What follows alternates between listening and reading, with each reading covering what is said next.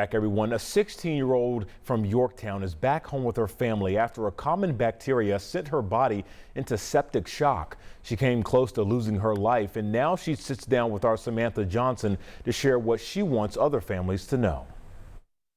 Charlotte Vincent is a star on the volleyball court. That's her on the right. She's so good, she's already committed to play at IU after her senior year. But Charlotte hasn't been on the court in weeks. I did lose so much. Back in May, Charlotte had what she thought were common strep symptoms. Like sore throat, like body aches. But it escalated quickly. In a matter of minutes, Charlotte was airlifted to Riley Hospital for Children. I just remember like being on the roof, like off the helicopter, and that's it.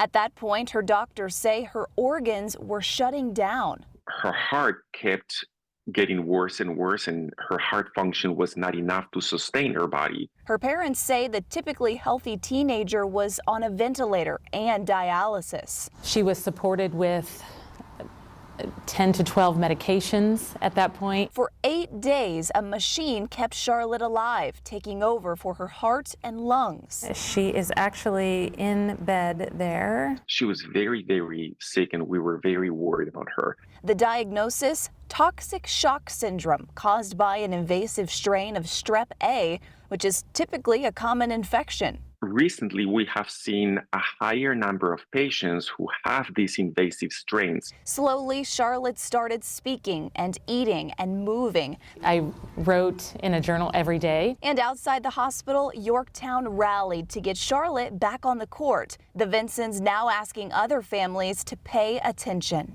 You know, recognizing that sepsis is something that happens, and it can happen to people who are young and healthy. Not being afraid to be like, hey, like, this is wrong, like, I do need help. Prayers for Charlotte answered. And I hope that soon enough I can see her play volleyball again. In Yorktown, Samantha Johnson, 13 News. And Dr. Torrey says although there's no vaccine to prevent strep A, there are simple steps that you can take to cut your risk of getting the invasive strain. He recommends staying up to date on other vaccines, practicing good hygiene, as well as taking good care of your cuts and wounds.